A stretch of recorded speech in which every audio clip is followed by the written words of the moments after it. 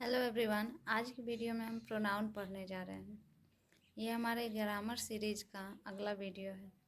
So I hope आपको ये समझ में आए और अच्छा लगे वीडियो। चलिए शुरू करते हैं। प्रोनाउन सबसे पहले देखते हैं कि प्रोनाउन हम किसे कहते हैं, प्रोनाउन होता क्या है। प्रोनाउन वह शब्द है जो नाउन के स्थान पे प्रयोग किया जाता है, जो नाउन के लिए इस्तेमाल होता है। A pronoun is a word used instead of a noun. इसके कुछ एग्जाम्पल देखते हैं, यानी कि प्रोनाउन कैसे नाउन के लिए इस्तेमाल होता है। Ram is a boy. ये हमारा सेंटेंस हो गया फर्स्ट। यहाँ पे राम है नाउन। अब देखते हैं राम के लिए कोई प्रोनाउन इस्तेमाल करके कि कैसे प्रोनाउन नाउन की जगह पे इस्तेमाल होता है। अब राम के बारे में हमें कुछ और भी बातें करनी है, तो इसके लिए हम राम को बार बार रिपीट नहीं कर सकते। जैसे Ram is a boy, Ram is also a good student.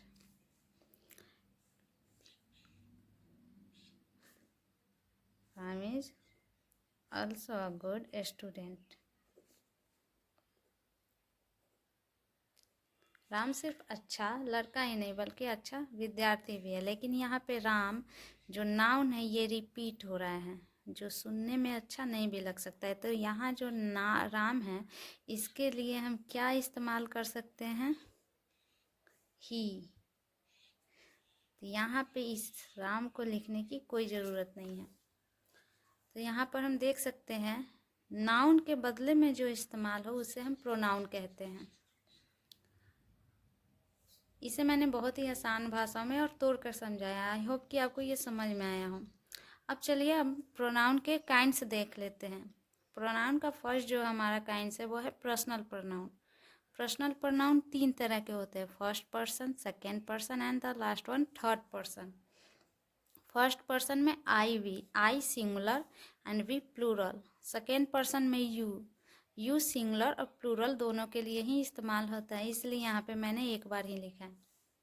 Third person he, she, it, they और किसी व्यक्ति का नाम जैसे राम, श्याम, सीता, गीता, ये सारे हमारे थर्ड पर्सन के अंदर आते हैं। तो ये हो गया हमारा थर्ड पर्सन।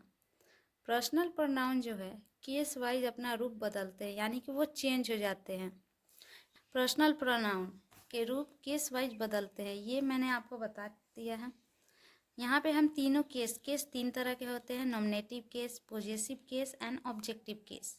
नॉमिनेटिव केस में अगर हम देखें तो आई, वी, ही, सी, इट, दे ये ओरिजिनल फॉर्म होते हैं पर्सनल प्रोनाउन के, जो कि बिना चेंज हुए यहाँ पे हम इस्तेमाल करते हैं। पॉजेसिव प्रोनाउन में पॉजेसिव केस यहाँ पे 2 तरह के होते हैं, possessive adjective and possessive pronoun. And the last one is objective case मैं आपको अगले वीडियो में पढ़ाऊंगी। बस इतना समझ लीजिए कि जो सब्जेक्ट की जगह इस्तेमाल हो नॉमिनेटिव, अधिकार को दिखाने के लिए पॉजेसिव, एंड जो ऑब्जेक्ट की तरह यानी कि जिस कर्म का प्रभाव पड़े तो वो ऑब्जेक्टिव केस में आता है। आई पॉजेसिव एडजेक्टिव के में माई हो जाएगा, possessive pronoun mine, and objective में me, we, our, ours, us, he, his, him, she, her, hers, her, it, its. या इट का पॉजेसिव प्रोनाउन रूप कोई नहीं होता है, इसलिए यहाँ पे मैंने क्रॉस कर दिया है। Objective case it, they, their, theirs, them. ये था हमारा पर्सनल प्रोनाउन। तो ये था हमारा पर्सनल प्रोनाउन। आई होप कि आपको ये समझ में आए। अगर समझ में आया है तो लाइक का बटन दबाना ना भूलें। दोस्तों अब हम पॉजेसिव प्रोनाउन के कुछ एग्जाम्पल को देखकर तब प्रोनाउन के आगे के काइंड्स पर हम चलेंगे। यहाँ पर समझिए कि कैसे हम जानेंगे कि कब पॉजेसिव प्रोनाउन है और कब एडजेक्टिव है, पॉजेसिव एडजेक्टिव है। यहाँ पे तो एक एग्जाम्पल के थ्रू मैंने आपको समझाया। दिस इज हिज बुक, यह उसकी किताब है या यह किताब उसकी है। दिस बुक इज हिज, यह किताब उसकी है, यह उसकी किताब है, यह किताब उसकी है। यहाँ पे देखिए जो हिज है ये नाउन के पहले आया है, यानी कि ये नाउन को मॉडिफाई कर रहा है। ये क्या हो गया, पॉजेसिव एडजेक्टिव। और यहाँ पे हम देख रहे थे यहाँ लास्ट में ये ऑब्जेक्ट का काम कर रहा है। ही इज क्या है, ऑब्जेक्ट। ऑब्जेक्ट हमेशा याद रखिएगा, ऑब्जेक्ट या तो नाउन होता है या प्रोनाउन होता है,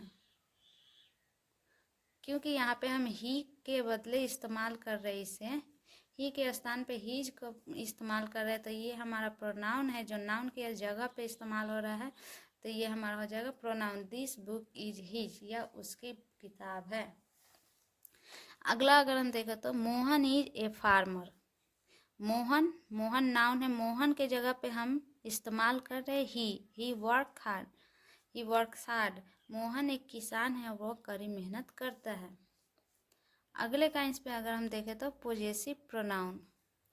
पॉजेसिव प्रोनाउन का डिफिनीशन की अगर हम बात करें तो the possessive pronoun used to show possession is called a possessive pronoun.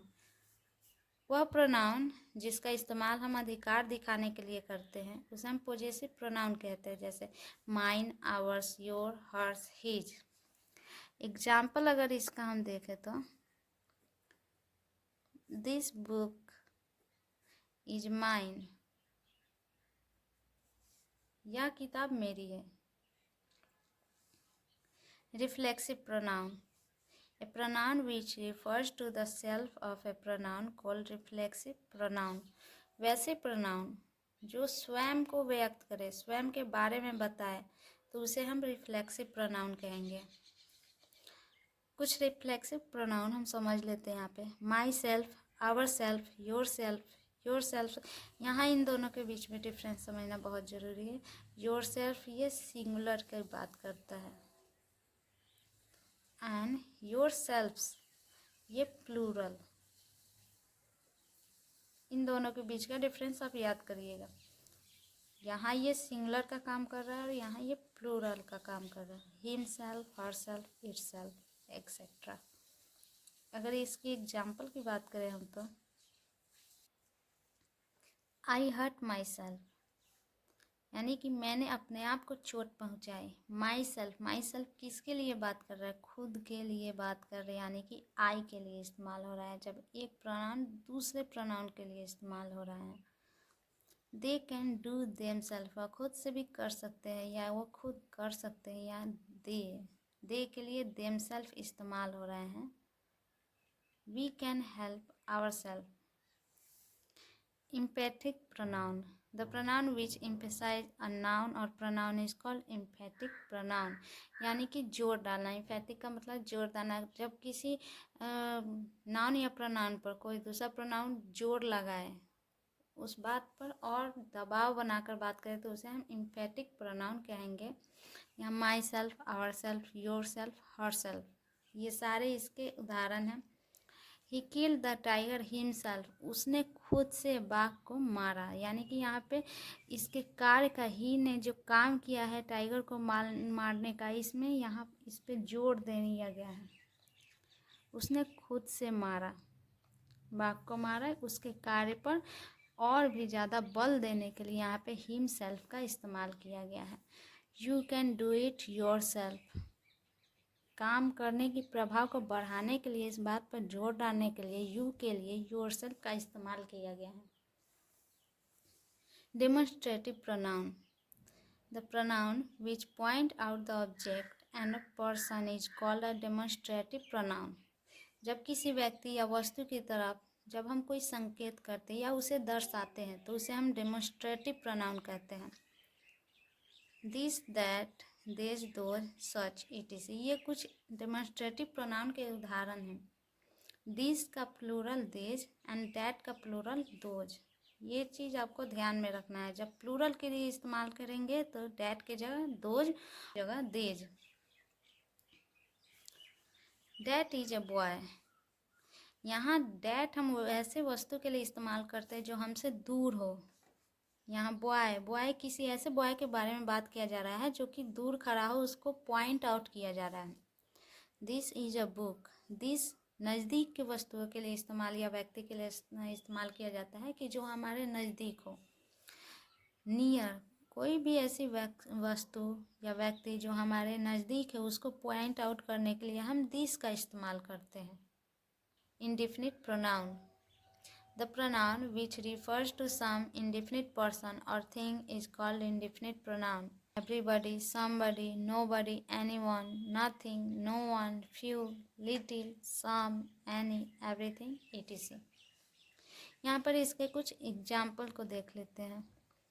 Anyone can make mistake. कोई भी, anyone का हिंदी होता है कोई भी गलती कर सकता है।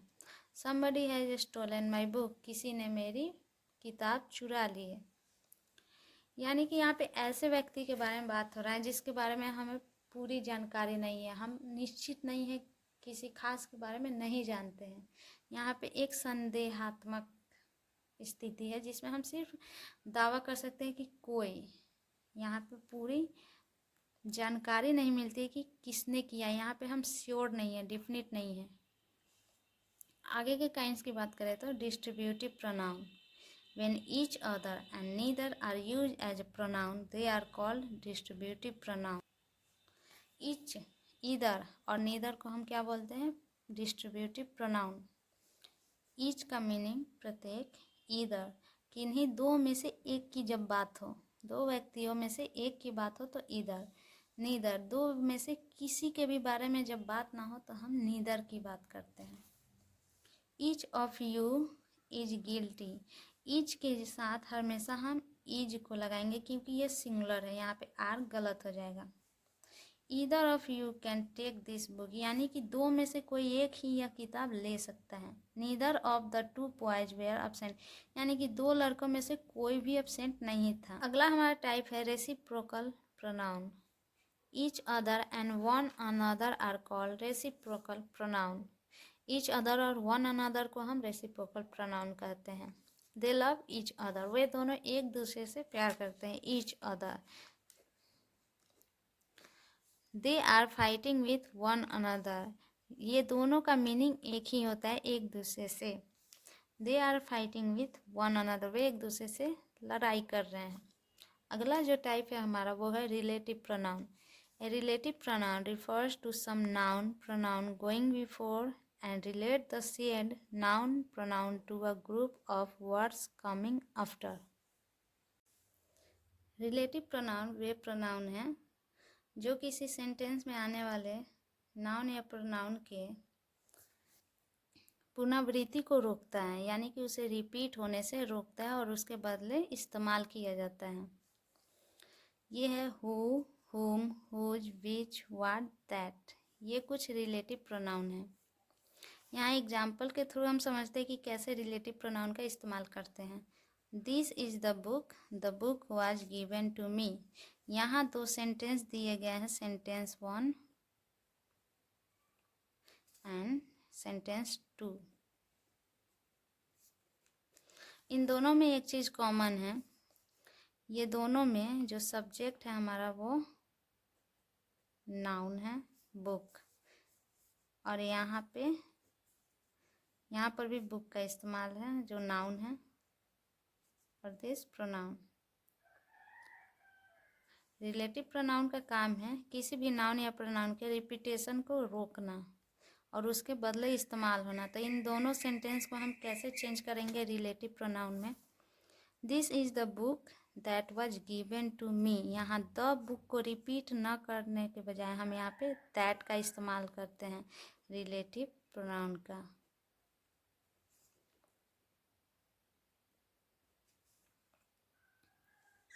आई होप कि आपको समझ में आया हो।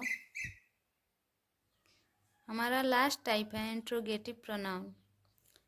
The pronoun used for asking A question is called an interrogative pronoun, यानी कि वैसे प्रोनाउन जिसका इस्तेमाल हम प्रश्न पूछने के लिए करते हैं उसे हम इंट्रोगेटिव प्रोनाउन कहते हैं।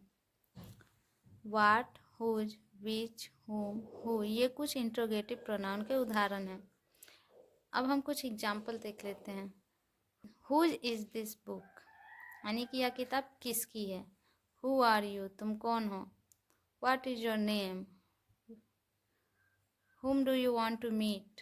ये कुछ ऐसे सेंटेंस है जिसमें हम इंट्रोगेटिव प्रोनाउन के उदाहरण को समझते हैं। तो यहाँ पे आज हमारा प्रोनाउन का जो टॉपिक था वो ख़त्म हुआ है। इसमें मैंने प्रोनाउन के डिफिनीसन को, प्रोनाउन के सारे काइंड्स को आपको अच्छी तरह से समझाने की कोशिश की है। अगर आपको ये वीडियो अच्छी लगी है तो लाइक करना ना भूलें और चैनल को सब्सक्राइब करें ऐसे वीडियो के लिए। Thank you for watching.